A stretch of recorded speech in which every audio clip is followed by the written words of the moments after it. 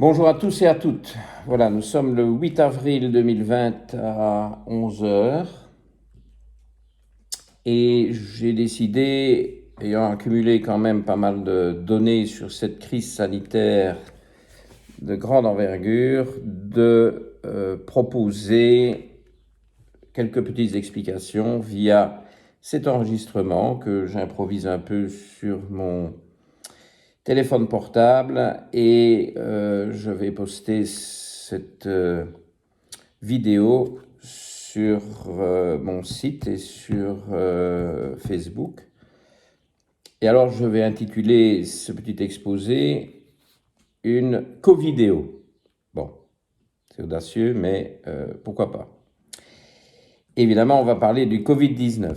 On va en parler dans une approche purement de médecine fonctionnelle, c'est-à-dire non médicamenteuse. Donc je ne vais pas entrer dans les polémiques médicamenteuses, ce n'est pas mon rôle et vous savez que j'utilise essentiellement des moyens non prescriptifs pour soigner mes patients et qu'on se base énormément sur la prévention. Et cela semble bien marcher, y compris dans cette pandémie, étant donné que pour le moment, touchons du bois, je suis sur un bureau en bois, étant donné que pour le moment, je n'ai pas encore eu de patients hospitalisés, pour autant que je le sache, évidemment. Je ne suis peut-être pas au courant de ce qui se passe partout, mais pour le moment, j'ai des patients beaucoup à Londres, un peu en Espagne, mais surtout à Londres, énormément de patients qui sont légèrement symptomatiques, mais ça reste très modéré et pas d'hospitalisation. Bon, alors quelques généralités pour commencer. Je pense que vous avez beaucoup entendu parler de ça, mais une petite récapitulation me semble utile au sujet des symptômes de cette infection par le Covid-19. Syndrome grippal, classique, mais avec des caractéristiques quand même un peu particulières, notamment plus de douleur, toute proportion gardée que dans la grippe, que ce soit des maux de tête ou des douleurs musculaires, notamment au niveau de la colonne ou de la région lombaire, des fortes douleurs. Alors, les autres éléments classiques du syndrome grippal, évidemment la toux, pas nécessairement sèche, mais peut être sèche, de la fièvre, le nez bouché, le nez sec, le nez brûlant, on entend beaucoup. Même chose pour la gorge, gorge sèche, gorge douloureuse, gorge brûlante. Alors la perte de l'odorat, qu'on appelle en médecine anosmie, très très spécifique, très suggestif du Covid-19, et la perte du goût, qu'on appelle aussi l'agueusie, semble très très typique, et ce sont des manifestations de lésions du système nerveux. Des rages cutanées, des engelures. Bon, il peut y avoir évidemment des atteintes de nombreux organes, mais ça, ce sont des cas déjà plus graves et que pour le moment, je ne rencontre pas. Alors, la fatigue est majeure, beaucoup plus que dans la grippe classique. Alors, les cas très modérés ont peu de fatigue, mais ont quand même de la fatigue, et les cas un petit peu plus sérieux peuvent avoir une fatigue très, très, très nette. Alors, la durée peut être vraiment prolongée jusqu'à 3 semaines. Bon, les cas de nouveau les plus légers durent quelques jours, mais certains ont du mal à s'en défaire et ça peut aller jusqu'à 3 semaines. Quand ce sont des prolongements comme ça de plus d'une semaine ou deux, enfin disons de plus de 2 semaines, je ne vois pas de phénomène grave qui se développe. Vous savez que la maladie peut flamber après une semaine, mais ça, ce sont des cas qui, d'emblée, sont déjà plus lourds, avec des fièvres plus fortes, que je ne vois pas dans mes patients jusqu'à présent. Et donc, si ce sont des symptômes modérés, oui, ça peut durer au-delà de 2 semaines, mais je ne vois pas pour l'instant de cas d'aggravation tardive. Je vous rappelle, et ça a été confirmé par une étude islandaise et par encore une autre étude, j'ai énormément de patients islandais, et donc je sais assez bien ce qui se passe en Islande. Il y a jusqu'à 50% de patients asymptomatiques. Et on dit aussi, autre étude, que 50% des contagions se font à partir de gens qui soit resteront asymptomatiques, soit sont encore asymptomatiques, mais développeront des symptômes par après. Donc, c'est pour ça que la contagion est très importante, et cela justifie pleinement le confinement que nous vivons, étant donné qu'on n'a pas réussi à contenir l'épidémie au départ. Certains pays ont pris des mesures drastiques d'entrée de jeu pour bloquer l'épidémie. Ce n'est pas le cas dans le monde occidental pour la plupart, avec peut-être des pays un peu mitigés où il y a quand même eu de fortes mesures d'emblée et qui sont moins atteints. Les masques, bon, tout le monde parle de masques, mais il était évident depuis le tout début que les masques sont une excellente idée. Le problème, c'est qu'il n'y avait pas assez de masques. Et donc, je suppose que les autorités ont purement et simplement menti pour que les masques restent à disposition du personnel soignant.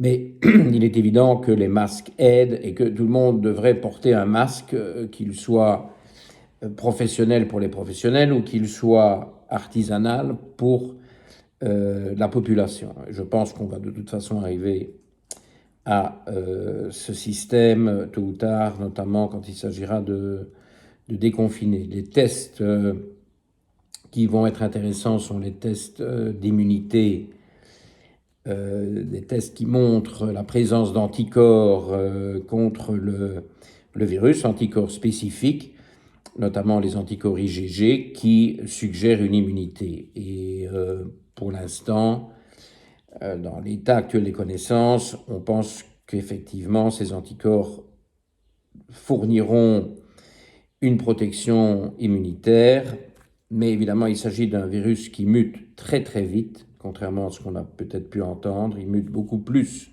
que le virus de la grippe, ce qui ne veut pas nécessairement annoncer des catastrophes, mais qui pourrait quand même amener, il y a des chiens ici, bon, vous les entendez, qui pourrait amener à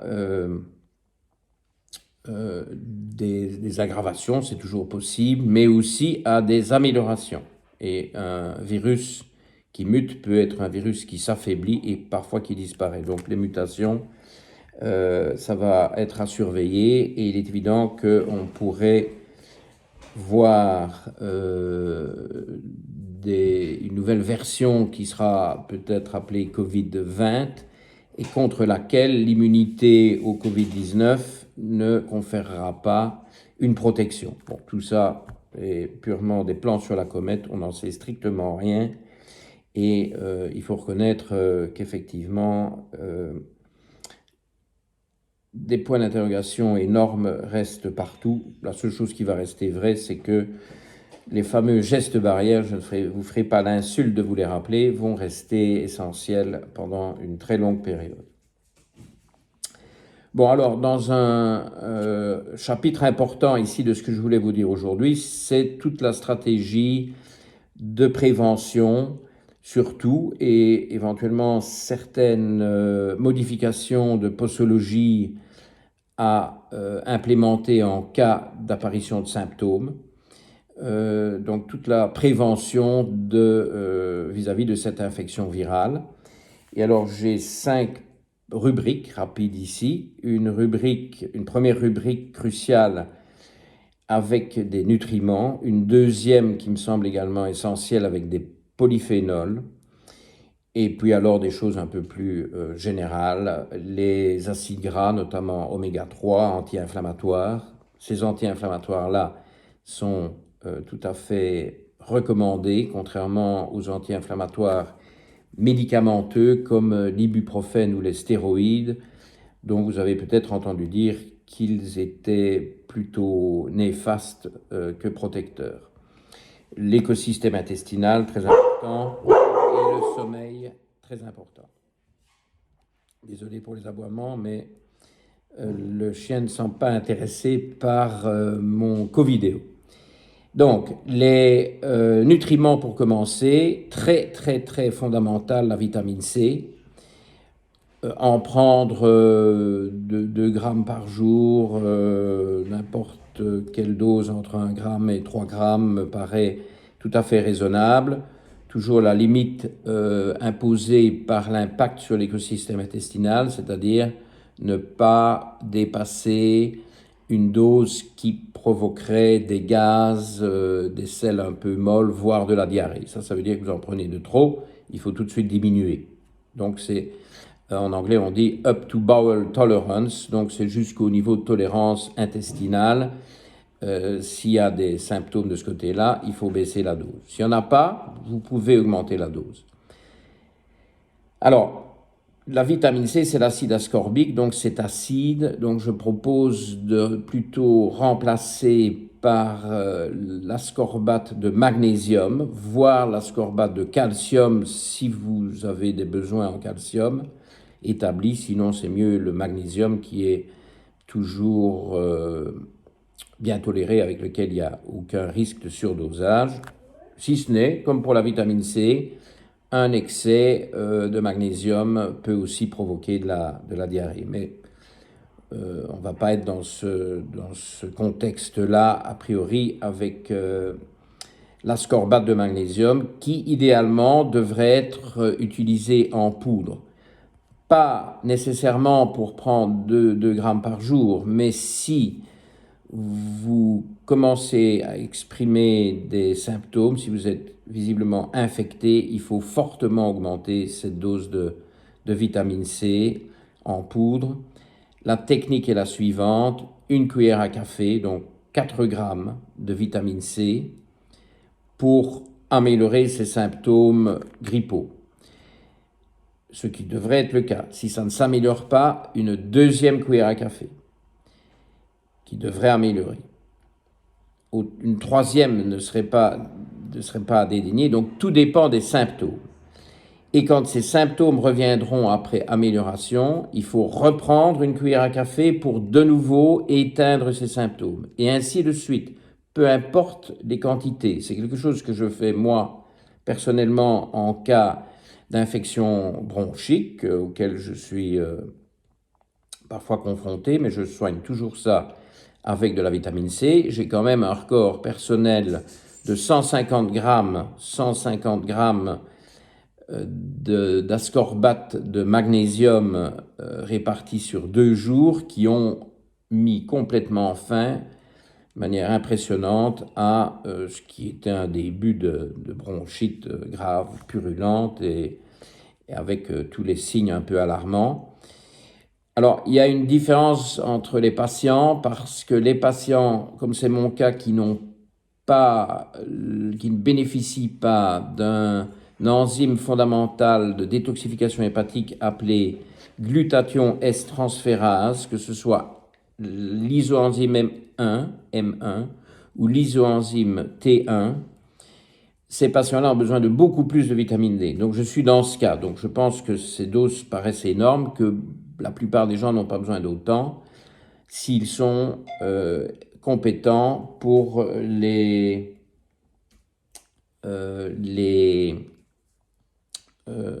enzymes en question, GST-M1, GST-T1. Et donc, très important, cette vitamine C, c'est peut-être l'élément le plus important. Et on a maintenant plusieurs hôpitaux américains, et notamment aussi un hôpital chinois, qui ont utilisé la vitamine C intraveineuse avec leurs patients, avec des résultats exceptionnels. Ce n'est pas un médicament, donc vous n'en entendez pas parler dans l'approche médicale classique. Ça, c'est la règle. Si ce n'est pas médicamenteux, vous n'en entendez pas parler. Vous n'entendez pas non plus beaucoup parler de la vitamine D, qui me paraît une protection essentielle en prévention. Éventuellement, en cas de symptômes, on pourrait doubler la dose pendant quelques jours.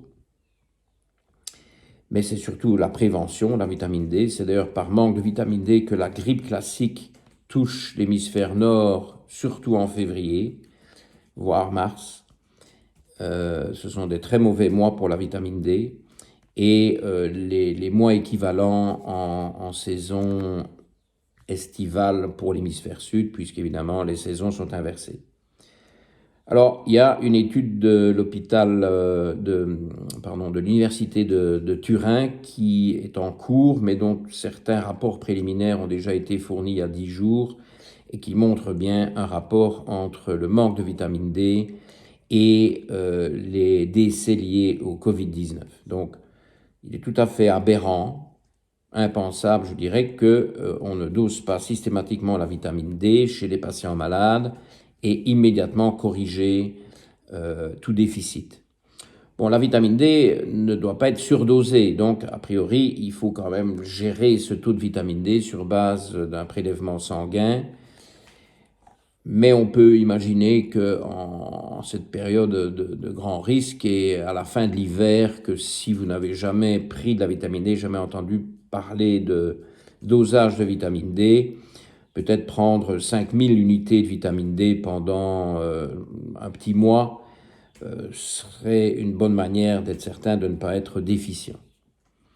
D'autres nutriments exercent un rôle capital pour les défenses immunitaires et pour la prévention dans ce domaine de pandémie virale. C'est la vitamine K, la vitamine A, le zinc et le sélénium.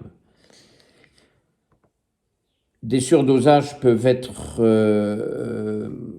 provoqués par des prises intempestives. Donc, en général, mes patients qui ont un programme de médecine fonctionnelle ont toutes ces valeurs qui sont régulées, qui sont optimisées d'office dans leur programme, toujours, parce que je les teste et je les supplémente si nécessaire. Et je ne les supplémente pas si je n'y vois pas de besoin. Pour celui qui n'a pas ce genre de prévention par la médecine fonctionnelle, on pourrait imaginer une petite cure d'1 mois de vitamine K2, une capsule par jour de vitamine A, mais naturelle, peut-être là aussi 5000 unités par jour ou quelque chose d'approchant, de zinc, quand même un très bon antiviral, le zinc, donc de nouveau prendre 30 à voire 50 mg de zinc pendant 1 mois ne ferait pas de tort. Alors le sélénium, c'est un peu plus délicat, tout le monde n'est pas déficient, il y a beaucoup de déficiences, je crois que ce ne serait pas déraisonnable de prendre 100 microgrammes ou 200 microgrammes de nouveau pendant 1 mois.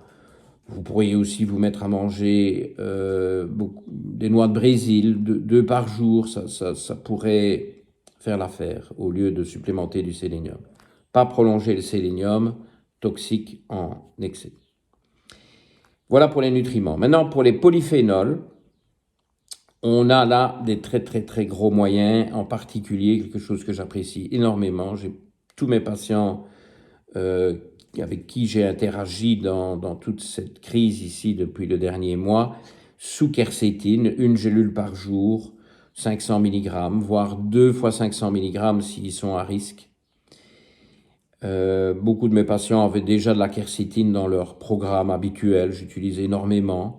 Mais ce qui est intéressant, ce qui est fascinant avec la quercétine, c'est un puissant antiviral qui a été utilisé avec de très bons résultats dans le Covid-19 en Chine, dans l'Ebola, dans le Zika, dans la chaîne H1N1. Donc, vraiment, la quercétine, j'y crois énormément. Il y a un tropisme pulmonaire pour cette molécule en plus, donc c'est vraiment quelque chose d'extrêmement intéressant. Et si vous deviez vous infecter, présenter des symptômes, je crois qu'on devrait aller jusque 2 à 4 capsules de quercétine par jour, un peu en fonction du poids corporel, 3 étant peut-être une bonne moyenne. Alors, on trouve de la quercétine, parce que j'aime bien donner les passerelles alimentaires. On trouve beaucoup de quercétine dans les oignons rouges, c'est une grosse, grosse source. Dans l'ivèche, un petit aide-mémoire ici, j'ai mis oignon, mais c'est oignon rouge évidemment. Dans la livèche, dans les capres, très très bon les capres, gros anti-cancer les capres. Et oui, dans les échalotes, mais qui sont un peu comme l'équivalent des oignons rouges. Échalotes, très très bon pour la quercétine. Autre polyphénol très intéressant, la pygénine, qui peut aussi être supplémentée en gélules de 500 mg. On trouve aussi donc propriété antivirale confirmée pour la pygénine dans les coronavirus. On en trouve aussi dans le céleri, que ce soit le céleri rave ou le céleri en branche, dans les deux. Beaucoup d'apigénine dans le persil, et c'est la base de l'effet relaxant de la camomille. L'apigénine est un polyphénol antioxydant très puissant, antiviral, mais aussi très relaxant, et c'est seulement l'apigénine qui donne ses propriétés calmantes aux tisanes de camomille. Troisième et dernier polyphénol, c'est la lutéoline, qu'on ne trouve pas couramment en complément alimentaire, mais que vous obtenez de nouveau avec le céleri, nous y revoilà, avec les endives rouges ou violettes, vous voyez ce que je veux dire, le chicon rouge, et beaucoup dans les artichauts. Donc artichauts, très recommandés pour le moment. Voilà pour les polyphénols. Je crois que le romarin aussi est recommandé. Vous pouvez toujours en ajouter sur vos préparations ou dans votre salade. On passe aux rubriques plus générales qui font partie d'une base, les acides gras oméga 3, le fameux EPA puissamment anti-inflammatoire, la molécule la plus inflammatoire de l'organisme. Et donc ça c'est poisson gras, huile de poisson, bien entendu un complément alimentaire. De nouveau, c'est quelque chose pour lequel mes patients sont couverts. Maintenant, si vous ne mangez pas de poisson, vous n'avez aucun traitement, ce serait quand même judicieux d'un peu veiller à corriger cela par l'alimentation. Boîte de sardines. Ne pas manger dans la boîte pour racler le vernis qui est toxique, mais vous videz la boîte de sardines dans une assiette ou dans un bol et vous mangez vos sardines, filet de maquereau, hareng, bon, tous ces petits poissons gras qui sont très très bons pour la santé et très anti-inflammatoires. Écosystème intestinal, bon, je ne vais pas me lancer là-dedans. Je vous rappelle, une bonne diète par rapport aussi aux aliments que vous ne devriez pas manger. J'ai beaucoup de patients sans gluten, pas tous, mais j'en ai beaucoup sans gluten. J'ai des patients sans lactose, j'ai des patients sans toute une série de choses. Bon, pour moi, ça doit être personnalisé selon des bilans. Probiotiques, prébiotiques, symbiotiques, bien entendu, c'est classique.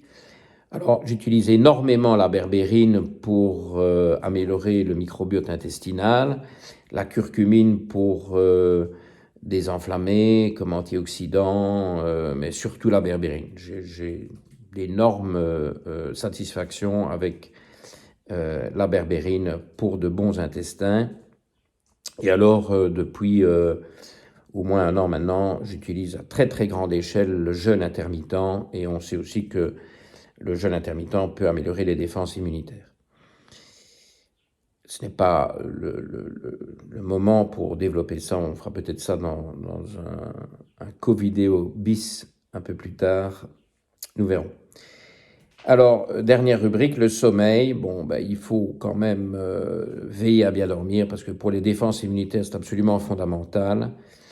Je peux vous dire que il y a de quoi évidemment être un peu insomniaque avec tout ce qui se passe, donc il ne faut pas trop hésiter à approfondir la qualité de votre sommeil, penser à la mélatonine, voir le GABA, la glycine. La glycine est un acide aminé qui peut vous aider à mieux dormir.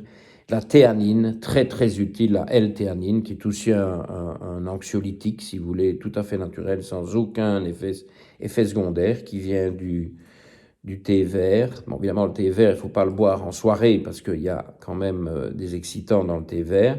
Mais le thé vert est moins excitant que le thé noir grâce à sa teneur en théanine. Le thé vert apporte aussi des polyphénols qui sont antiviraux, à propos. Donc, c'est une très bonne boisson pour la première moitié de la journée. Et puis alors, les plantes calmantes, apaisantes, nous revoilà avec la camomille, évidemment, et son apigénine, mais il y a aussi la valériane, le houblon, la fleur de la passion, la mélisse.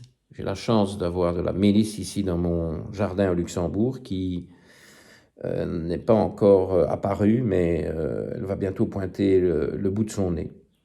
Donc voilà, faites ce qu'il faut, mais essayez de dormir correctement, prenez des horaires réguliers, et pas du grand n'importe quoi, et évitez de regarder les émissions alarmantes en soirée, peut-être le faire le matin si vous voulez, mais le soir, les écrans doivent être évités, ou alors il faut un filtre. J'ai ce programme qui me met un écran qui me met un filtre rouge sur mon écran pour compenser la lumière bleue qui empêche de dormir et le rouge qui apparaît dans le ciel au coucher du soleil aide à dormir. Alors le programme qui est gratuit, que vous pouvez télécharger gratuitement sur internet, c'est f.lux. Voilà, je viens de le faire apparaître là. Et alors vous avez également sur la plupart des smartphones des systèmes que vous pouvez télécharger, que vous pouvez activer plutôt pour aussi avoir un filtre rouge sur votre écran de portable. Alors, encore plus classique évidemment, mais quand même assez chahuté dans cette période, c'est diminuer le stress. Bon, c'est vite dit, je ne vais pas m'étendre trop là-dessus. Mais bon, il est évident que le stress n'est pas bon du tout pour le système immunitaire. Et alors, une activité physique modérée. Alors bon, c'est un peu délicat à recommander en période de confinement. Mais enfin, c'est vrai que vous avez tout un tas de possibilités pour quand même avoir une activité physique à l'intérieur. Et puis, dans la plupart des pays, on peut encore avoir une activité physique à l'extérieur, même si elle est parfois limitée. N'en faites pas trop parce que trop d'activité physique nuit au système immunitaire. Voilà, je crois que pour un premier co-vidéo, on va s'en tenir là. Donc, je ferai peut-être une mise à jour dans quelques temps. J'espère ne pas devoir vous dire que mes espoirs de bons résultats avec mes patients sont déçus par des cas graves, voire pire. Pour le moment, ce n'est pas le cas. Donc, ce que je viens de vous expliquer semble représenter une stratégie raisonnable. Et évidemment, tout ce qui va au-delà implique absolument l'intervention de votre médecin traitant. Moi y compris, comme je pense fonctionner en tant que médecin traitant pour certains d'entre vous, mais la plupart ont un médecin traitant bien spécifique et vous devez évidemment rester vous mettre immédiatement en contact avec votre médecin traitant pour tout problème et surtout ne pas laisser des symptômes évoluer sans intervention médicale. Téléphonique au départ, et puis évidemment il y a tout un système qui a été mis en place dans tous les pays pour prendre en charge des patients qui seraient visiblement infectés. Et je vous invite à rester en contact avec vos soignants, votre entourage thérapeutique, parce que ce n'est pas le moment de justement en faire moins, il vaudrait mieux en faire plus. J'espère que cette crise démontrera qu'effectivement les patients qui prennent soin de leur alimentation, de leur santé, qui font de la prévention, auront eu un meilleur résultat, seront passés entre les mailles. Mais au jour d'aujourd'hui, bon, ça reste encore un espoir et cela reste encore totalement à démontrer. Voilà, je vous remercie pour tous ceux qui auront écouté ce premier co-vidéo. Au revoir et à bientôt.